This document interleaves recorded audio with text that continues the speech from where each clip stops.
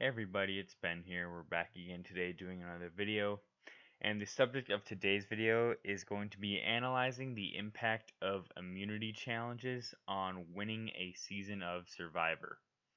So, I went about this in sort of an analytical approach. For every season of Survivor, all 40 seasons, I looked at how many immunities the eventual winner of the season won, how many immunity challenges there were in total. So, like, how many opportunities did they have to win immunity? What was the number of immunities won by the person who won the most on the season? So, an example of that is like you can win 5 immunities, but then not go on to win the season. But that would be like the most that anybody won on that season. So, I just tracked that just as a number to be aware of, and then um, and then I marked down whether or not the person won immunity, the final immunity challenge to kind of propel them into the final tribal council. So these are some metrics I looked at. So I kind of want to break down and look at the stats on these and whether it is impactful or not. So as far as number of immunities won by an eventual winner, it's 1.78 is the average of all the seasons combined. So I guess we could kind of just round it to 2. The average winner wins about 2 immunities per season. And on the average season, there's about 8 immunity challenges or opportunities to win. So on average, the winner is winning about, like you can see down here, I have the percentage of immunity challenges won by the eventual winner. It's 21%, so roughly close to a quarter or 1/5, kind of in between there. So I guess you'd say from that perspective, immunity plays a part in propelling the winner, but it's not the end all be all. And then you also look at the number of immunities won by whoever won the most that season. It's about 3.5. So from that perspective, there's definitely not a correlation between the person who wins the most and the person who wins the season. Some of the biggest outliers here who kind of create this disparity is definitely Brad Culpepper, season 34. He won 5 individual immunities and then didn't win the season. Um, Same with Chrissy on season 35, won 4, then didn't win the season. Then you have somebody like Colby who won 5 and didn't win, and the eventual winner won 0. Or on Pearl Island, Burton or Dara won 3 and Sandra won 0. Lots of examples like that. On Panama, Aris won 0 in immunities and Terry won 5. So that puts things into perspective. So you definitely don't have to win the most immunity challenges to win a season of Survivor, as these stats show. But it is somewhat of a factor in that the average winner gets about 2 wins per season. As far as um, winning the final immunity challenge and that leading to a victory of the show, the results are pretty inconsistent as far as what winning final immunity, what impact it has on the game.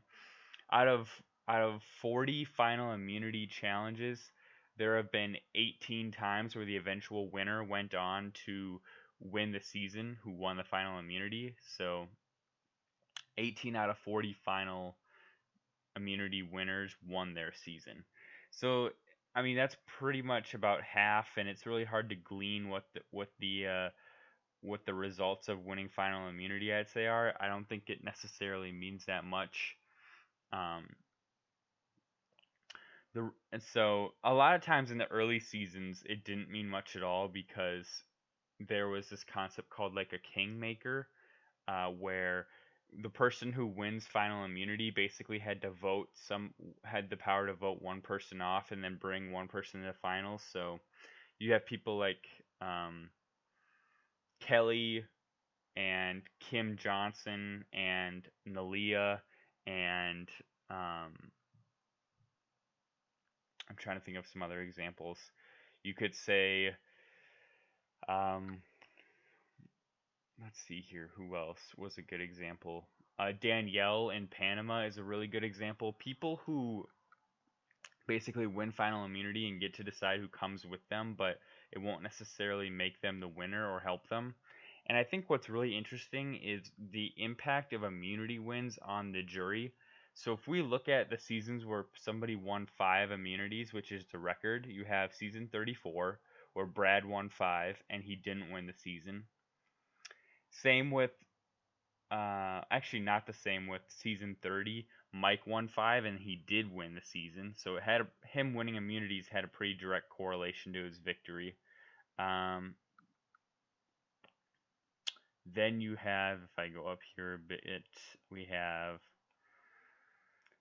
season 12 and 13 where Ozzy and Terry each won 5, but neither of them won the season. And what's interesting is Ozzy actually got to the final tribal, but he still didn't win the season. And he won the final immunity challenge, and he still didn't win the season. Prior to that, you have Tom Westman, who won 5, and then he did win the season, so it had a pretty direct effect there. And then you have Colby, who won 5 and didn't win.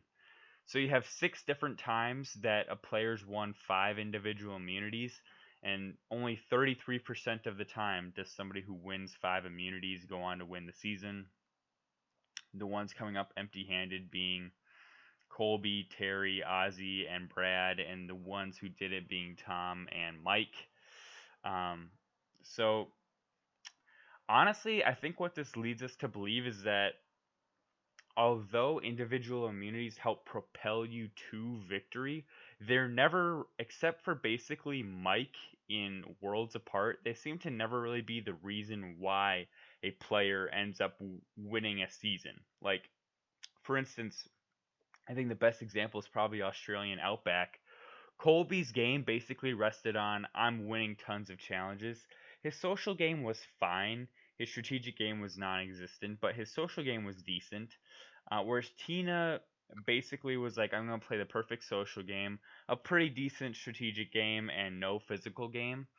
And basically, the jury said Tina's social game meant more than your physical game, Colby. Same with Sarah and Brad on Game Changers. Sarah won let's see here. Sarah won no individual immunities. Brad won 5, polar opposites, but the jury much more respected Sarah's strategic and social gameplay than Brad's strategic and physical gameplay. So I think there again's another really good example of um, physical game being undervalued by the jury.